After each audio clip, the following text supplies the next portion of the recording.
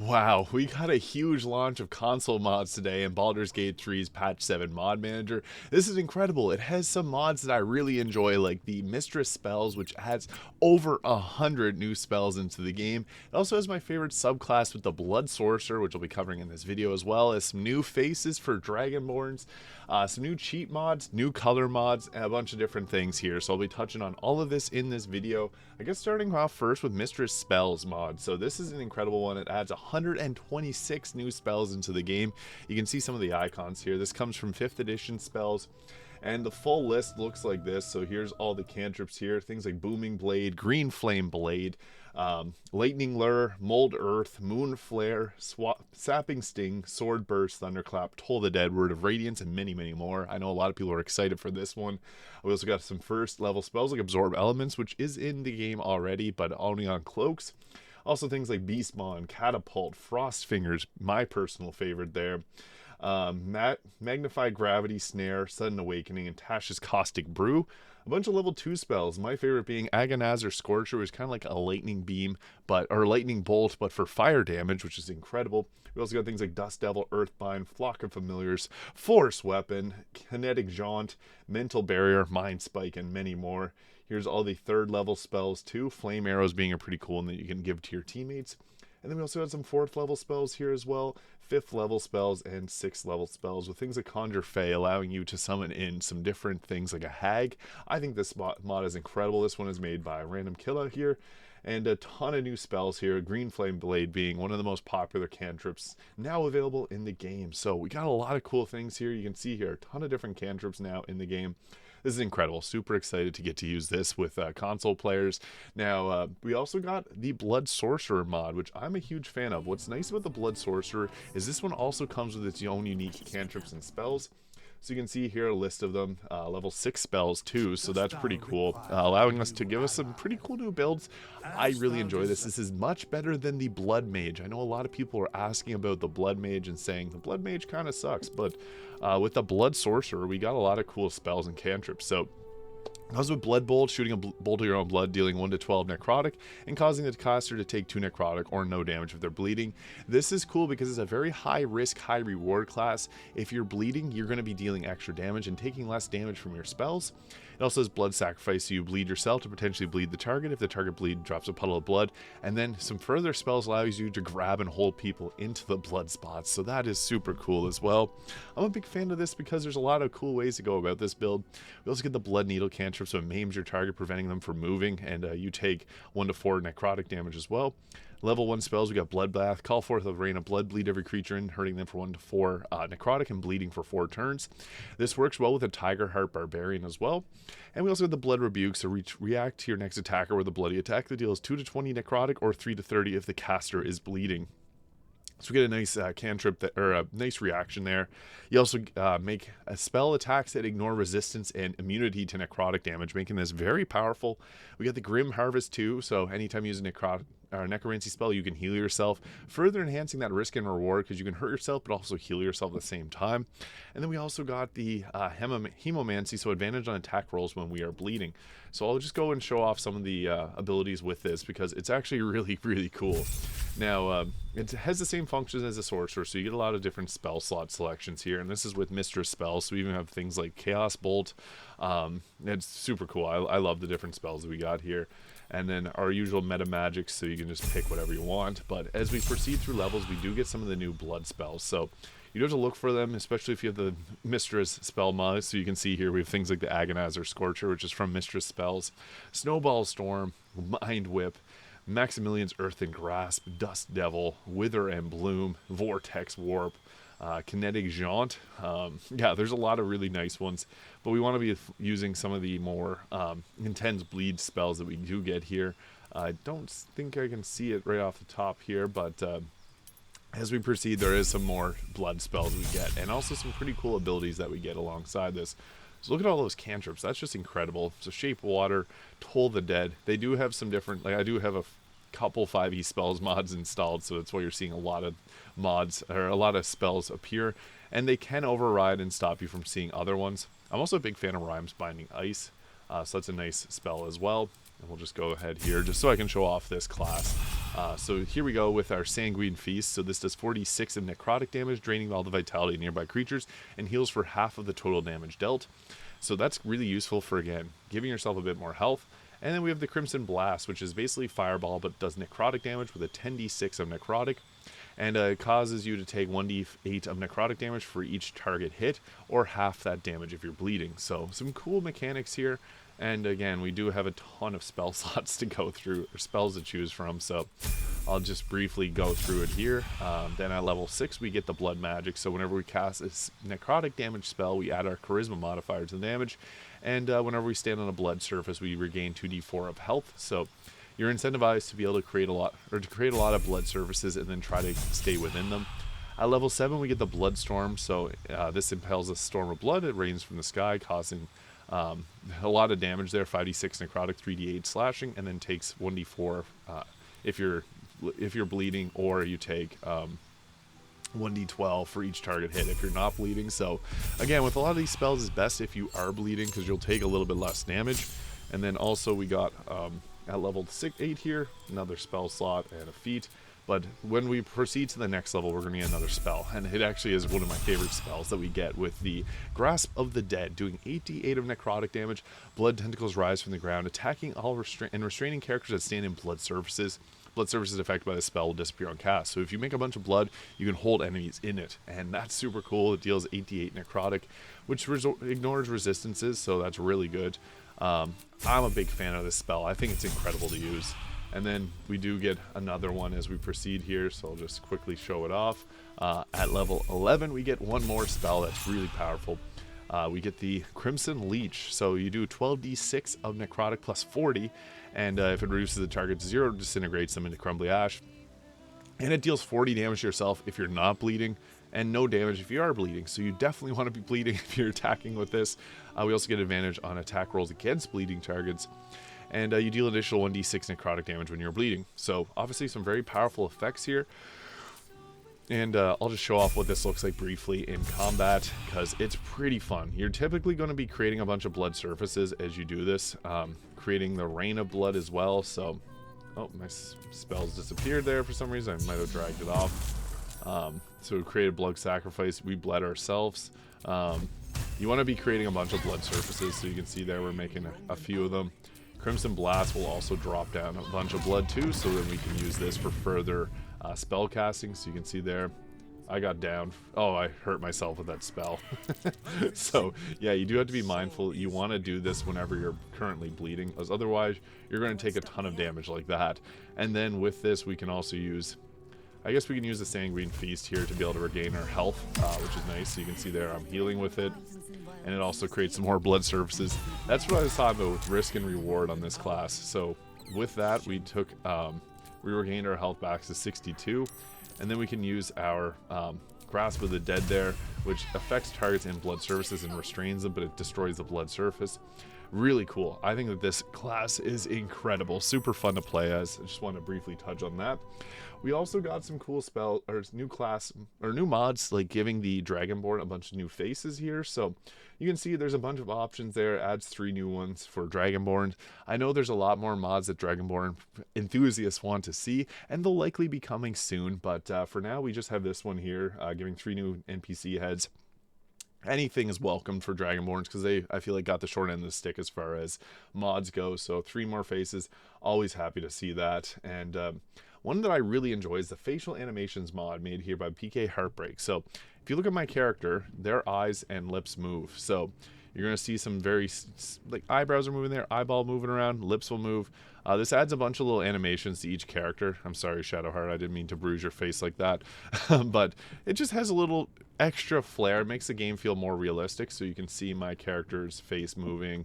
All characters get this, so if you swap around to different characters, I guess the Hunter Gale is a bad representation of that, but all characters get the minor changes to their face animations, which I think just breathes a lot more life into the game. So this mod is incredible just for creating some idle spells, and also adds some different reactions in combat states, so adds a lot of life to the characters, especially if you're playing with a camera mod, which that's what I'm using myself to be able to get in real close like this.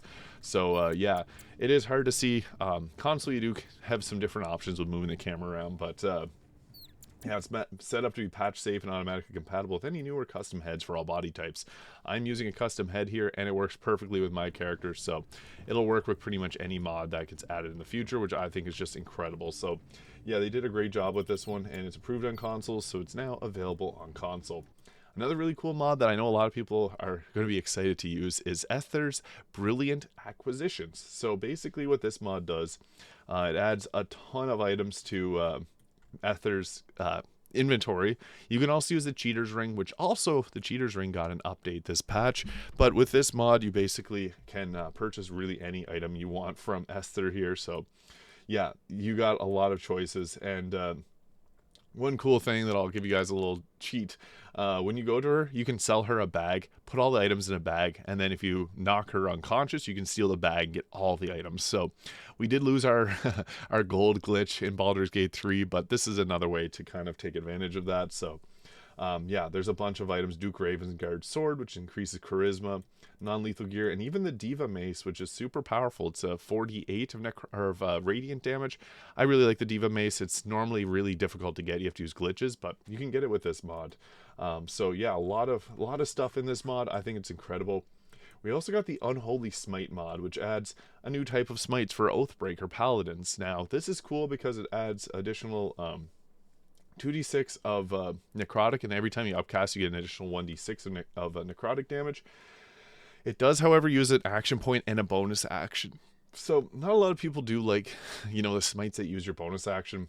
And there's also a change to the rulebook in current D&D that makes it so Divine Smite actually use your bonus action now too, which is big womp womp. But yeah, this is interesting. It also deals an additional, or it marks the target with debilitate basically, so it gives them a minus 1d4 to their attack rolls. So nice little additional condition there is applied to the target. I think that's pretty awesome. But yeah, Unholy Smite. We also got the Midas Touch. I can't remember if this one was previously added, but I just want to talk about this one anyways. I do think we got a few dice mods. But another one, Instant Level 12. So this is a mod that I was literally getting questions about yesterday. So if you want to do your New Game Plus playthrough, I did a video guide on how to do New Game Plus on my channel. So you can go check that out if you're looking for a New Game Plus and how to do it. But this basically gives you level 12 right off the bat because it makes XP. Each level need 1 XP to level up. So literally within minutes, you can get yourself all the way to level 12 or 20. Depending on what mods you got installed. So yeah, that one's really nice for a lot of people that want to get higher levels. Now the cheat ring also got an update on consoles, so this is pretty cool. I wanted to touch on this. This is made by Zelphos, also level 20 mod made by Deathraz 3. So this adds a few different benefits. You can also get potions that give you XP. You can get the cheater ring right off the bat whenever you have this download. It just goes in your inventory. So yeah, that's nice to see that this got a nice update to it and some different things got added to it. So yeah, if you're using the cheat mod, you may have to update it. There will be an item on the cheat ring that'll have a little arrow that you can upgrade the cheat ring with. So you may have to do that. We also got the Crazy Colors pack by Akila here, or Kelka here. What this does, it adds a bunch of different colors basically to your character, so you can go with some very bright colors, primary hair palette. I love these customization mods because this allows you to further change the color of the horns, tips, highlights, graying, makeup, and tattoos, because I don't think there's enough colors for a lot of these options, but now we got some very bright ones, so you can literally give your character whatever you want looking on their helmet, their horns and things like that. We also got the vanilla CC colors for all sections made by Padme 4000, which is now on consoles, so you can dye horns whatever color you want. Lots of great options there. So this is cool because, again, the color choices for tattoos, makeup, and horn colors is kind of lacking, so this mod helps correct that, which is great. We also got a cool one for any fans of Greek Olympics, or the Greek mythology. We got the Olympian Pantheon here, so this gives some cool roleplay options, so you can choose a deity if you're playing as a paladin or a cleric, and if you have the paladin mod, which allows you to choose a deity, you can also go with that. So we got Ares, Artemis, Athena, Charon, Dionysus, Demeter, Kronos, Chaos, Ashinda, Erebus, Ares, Eros, Gaia, Hebe, Hera, Hades, Hecate, Hedone, Hephaestus, and Hermaphroditus. So lots of choices for them there, and also Zeus too. So I think this is incredible. Always a fan of new role-playing options, and this is just great for any fans of Greek mythology. So just got approved for console, and super excited. Sid Meier made this one here, so very cool. We did get some dice mods. I wasn't sure on exactly which ones, but I think this is a new one here. There are many different dice mods that got added. And then there's also a mod that will make it so that the Dragonborn don't have the bra. So if you're playing a female Dragonborn, they will no longer have the bra whenever you play as them. But I'm going to go into a little bit more detail right now on the Mistress spells, because I know that's the one that a lot of people are very interested on. It's basically the 5e spells mod, so you get a bunch of new options for spells in this. So if you're playing as a wizard, sorcerer, or really any spellcaster that has this equipped, you're going to see a ton of new options for spells. Like you can see here, incredible amount of cantrips. So also the Blood Sorcerer adds their spells and cantrips to the game for other classes too, which is nice. So you got your Booming Blade, you got your Mold Earth. Booming Blade basically is like an attack that adds thunder damage. Green Flame Blade adds fire damage to your melee attacks. Sword Burst deals a little bit extra force damage, and then Thunderclap, Toll the Dead, Booming Blade, another version of Booming Blade. We also have a ton of new spells here, like Frost Fingers, Snare, Detect Magic, Absorb Elements, which is a reaction, Tasha's Caustic Brew, which is 3d4 of acid damage and makes a stream of acid, Magnify Gravity, which cuts movement speeds in half. So there's a lot of really cool ones. And Jim's Magic Missiles, Whistling, Hypoallergenic, Gluten-Free Magical Darts, dealing 2d8 force damage. You must roll a d20 for each missile, and if any of them rolls a 1, then all the missiles fizzle and backfire in your face, dealing 3 force damage. So more so a joke spell than anything, but I think it's funny that we got so many new mods, or so many new options there added. So I guess I'll just pick one of these here and show you off some more of these. So really great choices here. We got our Cause Fear and Catapult, which deals bludgeoning damage. They all got unique icons, which I think was a really nice touch. Now, if you're using the 5e mod from Nexus Mods, obviously not on console, but on PC, it does cause some changes to some of them. So, like, this uses the Cone of Cold icon. This Rhymes Binding Ice uses the Dragon, which normally this is what it looks like from the PC version. So, we may see some updates to the icons. It's hard to say at this point. You got, like, Snowball Storm there, Continual Flame. The spell list grew incredibly with lots of spells, some of them being available for bards only. But I just want to show this off. Agonizer Scorcher being one of my favorite mods that got added, and what's nice about it is Agonizer Scorcher basically hits in a ring or in a row, so you can hit multiple people with fire, which is really fun. For level 3 spells, we got a lot of choices. Flame Arrows, you can imbue 6 pieces of ammunition to deal additional 2d6 of fire damage. This is a concentration bonus action you can use on a teammate to give them a little bit extra damage on their spells. Erupting Earth, which creates slows creatures down, makes difficult terrain. Catnap puts 3 creatures to sleep. Ashar Dalon's Stride, which deals fire damage and you move in an area. Melf's Minute Meteors, I love this one. Creates 6 flaming meteors that you can throw at targets, and you can use them on subsequent turns. So yeah, lots of really cool ones here. We'll go to level 4 options, and you can see we're getting a lot of different spells, which is really great. I think that this game will benefit from having more spell mods being added into the game as time goes on. Level 3 I think has the most different spells that got added, but we got Illusionary Weapons, turn an ally weapon into Illusionary Weapon. Gravity Sinkhole, 5d10 force damage. Elemental Bane, the first time each turn that the target takes damage of their chosen type, they do an extra 2d6 of that type, and target loses resistance to that damage type, which is kind of fun. Storm Sphere does lightning damage, and then you can also shock enemies using your bonus action. Rowlotham's Psychic Lance is a 76 psychic damage. It can potentially incapacitate the target. The nice thing with psychic damage is it can go through and deal a double damage with the Resonant Stone. Web of Fire, 5 streaks of Fire Snake towards enemies, or towards different enemies there. I'll just take some of these here to show off what they look like in terms of their effects, just because they're really cool. I guess I didn't take any level 3 spells here, but yeah, we'll go with those there and take one more. Boom. And we'll get to level 5 spells in just a moment here.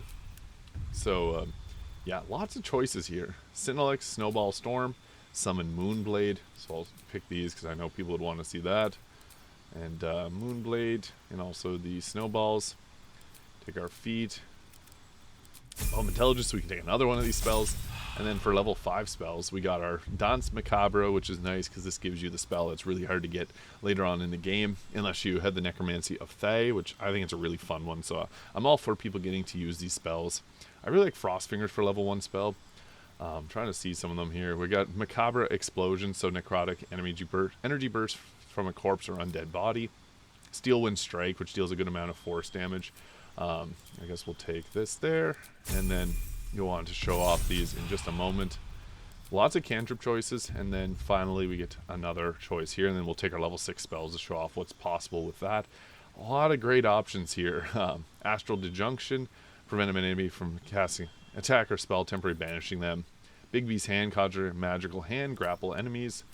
I guess I'll pull that one in and just show off what that looks like. And then finally at level 6 we do get a few more spells. Yeah, there's a lot of spell choice here.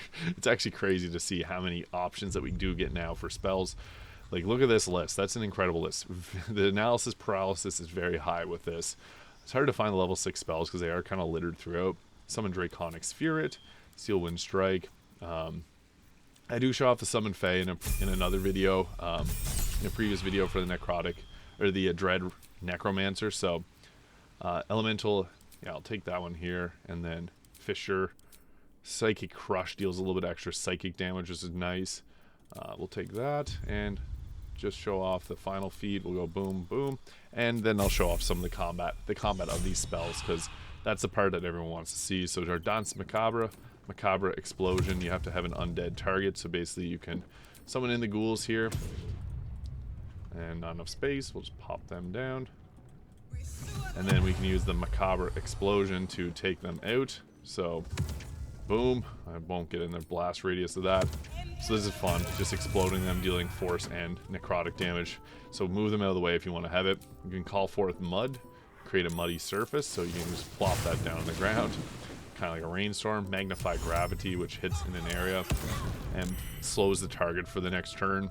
Psychic Lands, Elemental Investiture, which basically you can put your body in terms of like into ice here. So this will give you increased armor class, immunity and resistance to fire, and whenever we can call forth Freezing Wind, which will deal cold damage, so it's kind of like a cone of cold there. So this is super cool. Oh, it's setting everything on fire. We accidentally knocked over the Duke, so we got ourselves into combat. But yeah, that is just basically in a nutshell the new mod update for console players in Baldur's Gate 3. If you found this video useful, hit that subscribe button below. Thank you so much for watching, and I'll see you all in the next video.